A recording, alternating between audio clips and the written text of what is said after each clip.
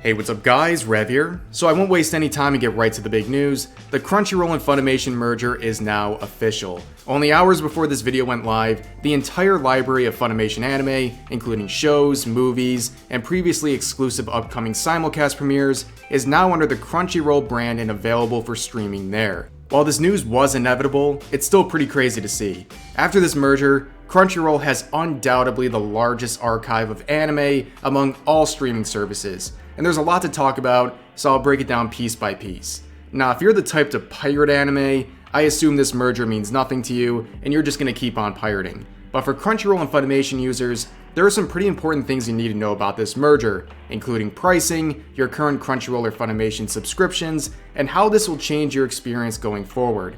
After that, I'll give my opinion about the merger and the pros and cons I believe it presents.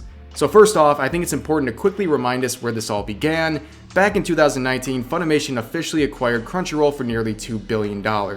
Now for those claiming today marks the beginning of the monopoly, if there was any day that began, it was the day Sony made this acquisition back in 2019. Now what's interesting about today's news is that Sony's newly consolidated streaming service will be operating under the name and brand of Crunchyroll and will be slowly dissolving the Funimation brand in the coming months. And despite the fact that Funimation has been around for nearly 2 decades, I guess it's not that surprising that they went with Crunchyroll's name that has much more global recognition currently.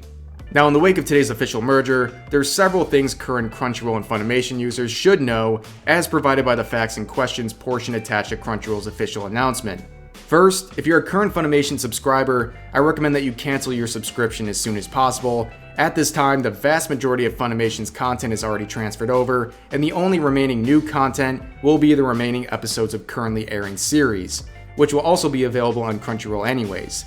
And anything not available on Crunchyroll yet will likely be integrated by the end of the month, so avoid getting any additional charges and cancel your Funimation subscription as soon as possible.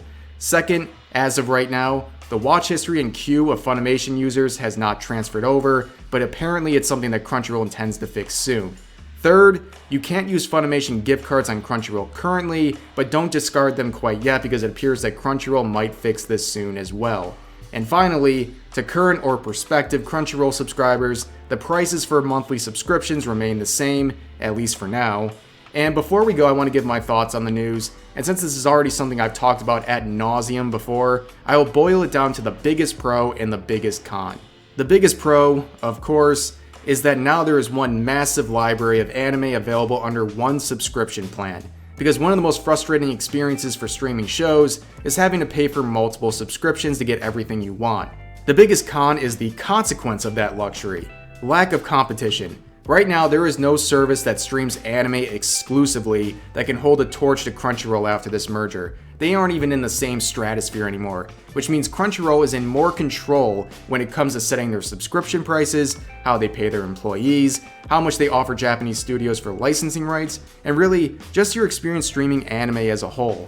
But there's also an optimistic way of looking at this too. Maybe with the merger, the traditional major streaming services that also offer anime, like Netflix and Hulu, will have to up their game to compete with Crunchyroll, benefiting studios and the consumer in the process. How this all plays out, well, we'll just have to wait and see in the coming months.